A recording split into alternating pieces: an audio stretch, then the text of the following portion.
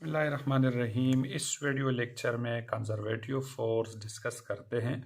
तो definition given है कि a force is said to be conservative when a body move under the action of a certain force and there will be no work done through a close loop. Let's suppose हमारे पास जो है यानी एक close loop है। Let's suppose यहाँ पर हमने क्लोज पाथ कंसिडर किया, जैसे कि ये क्लोज लूप है। ये है हमारे पास एक पॉइंट जहाँ से एक बॉडी जो है एक कंजर्वेटिव फील्ड है, यानी एक फोर्स की मदद से बॉडी जो है एक लूप कंप्लीट कर रहे हैं। जैसे कि इसका जो स्टार्टिंग पॉइंट है, इस स्टार्टिंग पॉइंट पे वापस पहुंच आ जाते हैं और इससे जो वर्क डन है उसी यानी उसी फोर्स से जो बॉडी के ऊपर वर्क डन है वो वर्क डन जीरो के बराबर हो, तो इसी को कंजर्वेटिव फोर्स कहते हैं। यानी a force is said to be conservative, वो फोर्स हमारे पास कंजर्वेटिव होगा कि when a body move under the action of a certain force, के बॉडी के ऊपर फोर्स लग रहे हैं और मूव हो रहे उसी फोर्स से, and there will be no work done through a close loop या क्लोज पाथ, और इसी क्लोज पाथ के अंदर बॉडी के ऊपर कोई वर्क ना हो, यानी वर्क यहाँ पर जीरो हो, तो इसी फोर्स को कंजर्वेटिव फोर्स कहते हैं।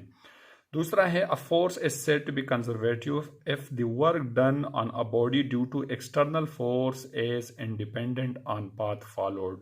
यानी दूसरा यह है कि वह फोर्स हमारे पास कंजर्वेटिव फोर्स होगा, यानी जैसे कि एक बॉडी के ऊपर एक फोर्स लग रहे और बॉडी का जो वर्क डन है थ्रू अ डिफरेंट पोजीशन या थ्रू अ डिफरेंट पाथ जो है वर्क डन सेम हो। जैसे कि लेट सपोज हमारे पास इस पॉइंट से यानी एक बॉडी यू आ रहे और फिर दूसरा उस दूसरे सेकंड पाथ से आ रहे। लेट सपोज ये है हमारे पास जैसे कि पाथ वन है, एक बॉडी जो है ये पाथ वन से आ रहे और दूसरा बॉडी जो है पाथ टू से आ रही, यानी कंजर्वेटिव फील्ड के अंदर, और दोनों पाथ का जो वर्क डन हो वो सेम हो। तो इट्स मीन कि एक्सटर्नल फोर्स जो है due to external force is independent on path followed, यानी फोर्स जो है ये पाथ फॉलोड पे डिपेंडेंट ना हो, तो इसको हम कंजर्वेटिव फोर्स कहते हैं। एग्जांपल्स है इसके रिस्टोरिंग फोर्स, यानी रिस्टोरिंग फोर्स वो फोर्स है जो कि बॉडी को वापस अपनी इनिशियल पोजीशन पे यानी वापस जो है डिस्प्लेस करते हैं। ये है चूंकि